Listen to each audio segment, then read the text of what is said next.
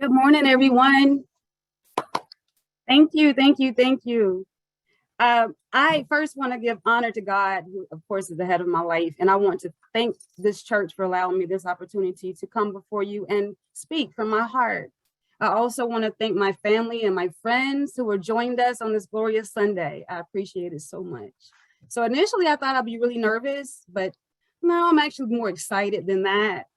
Because I know that this is my family. I know that the world is my family, and I'm comfortable with speaking from my heart, my spirit, and my soul. God has given me multiple purposes. He has done that. Honestly, these purposes have become much stronger in the past few months, the past few weeks, and the past few days. One of the purposes is the passion to be an advocate for others who don't have a voice. And with the end result being that I was able to help somebody else. I've been trying to save this world since I was a kid. So I know that this is real. And sometimes I get a little frazzled because I'm trying to do too much all at the same time. But I know I don't have just one purpose, and neither do any of you. God places us where we need to be at the right time. And sometimes we may ask ourselves, why am I here at this moment? But we should never question God. We must understand and embrace the fact that God has a purpose for all of us. Each of us has a part to play. So the message that I want to bring to you, what is your purpose for this moment? What part do you play when it's needed? The dash between the time you were born and the time you leave this earth to go into home, what have you done? That's the most vital part.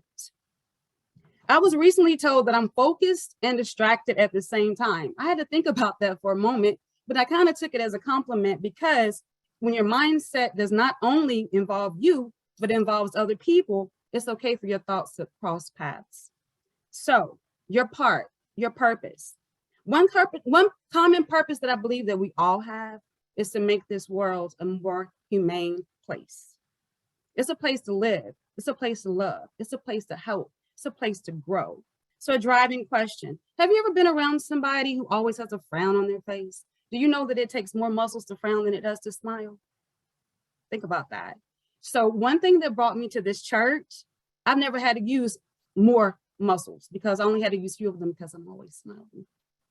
So one of the reasons, another reason is that this church is unique.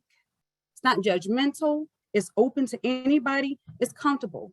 And the roots are embedded deeply in the walls of this church, 140 years. Excuse me. All right. So I've always been intrigued by history. And Uncle Mason can back me up on this because he is my favorite historian. I can go back to college. And if you want to go to Jacksonville State University archives and look up Uncle Mason, I had a list of questions to ask him. I asked him one question. He taught for 2 hours. So you could give him a year and he knows everything from January to December of that year. So with that being said, how are we able to plant seeds for the ones who will follow in our footsteps without placing our footprints in those who have paved the way for us? I'm speaking to the youth. Nothing comes without hard work. Nothing comes without sacrifice. Nothing comes without struggle. This church has 140 years worth of history, and there are many memories to build, to embed in the walls of First Congregational Church. With that, there must be prayer, courage, faith, and wisdom. Why am I here? Why are you here? God has placed us in this element where we belong, whether you're younger, older, in between, mature, immature, challenged. Some of us might be homeless. This is the National Homeless Month, but it should be all year. Is anybody hungry? Are they scared? Are they displaced? Whatever the case may be, we are all God's children. Every able body has the ability to jump in when it is ready. All hands on deck. That is the part that we all must play. So even as a kid, I would get onto people for wasting food or not lending a helping hand when it's needed. I would always say, I just don't understand.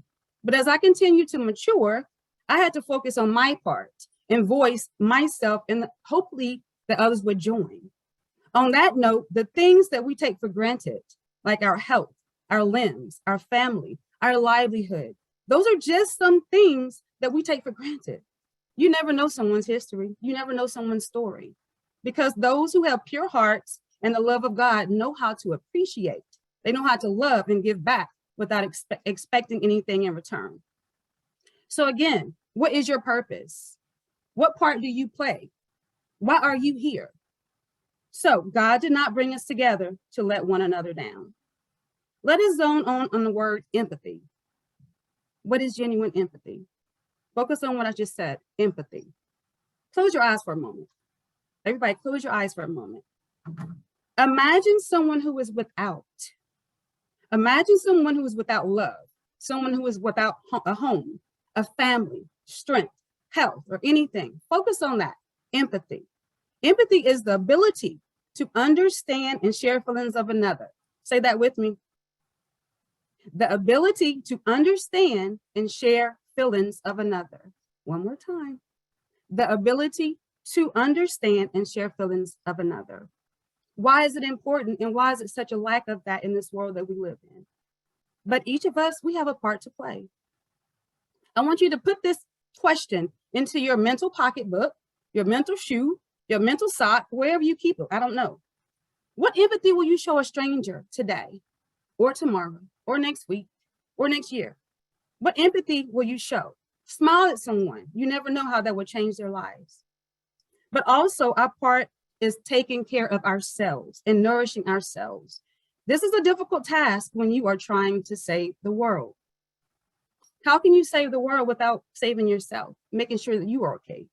I'm developing my own journey. That's a struggle that I have to deal with. So an amazing thing about First Congregational Church has been the opening of the doors to be your own natural self, to grow in a way that's beneficial to you and only you. And without that, you will not be able to help anyone else. Again, what is my purpose? What is my part? What is your purpose? What is your part? What is the world's purpose? What is the world's part? God granted us all the ability and the strength to ensure that human kindness, humanity, empathy, peace, love, and everything in between is present.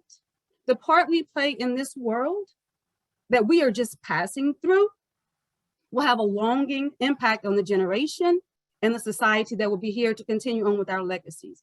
And when I say legacies, it's not just blood. I don't have children of my own, but I know I have a legacy to leave behind. Okay.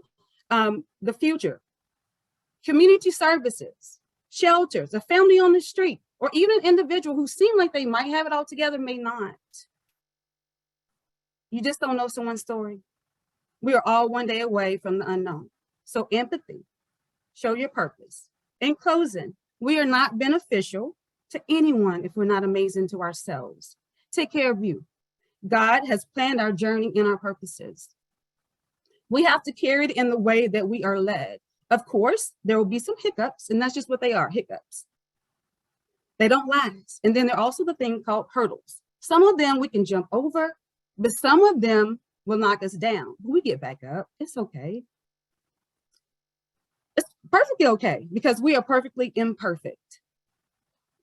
But through the strength, belief, courage, faith, and love of God, we will continue to be guided on the pathway of each of us has a part to play.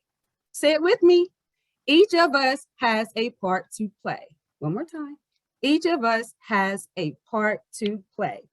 All the parts we have, there may be some large, there are no large parts, there are no small parts, there are no medium parts. They all fit together in this puzzle that we call life. So piece by piece, day by day, as we humble ourselves in God's mercy, we'll find a way.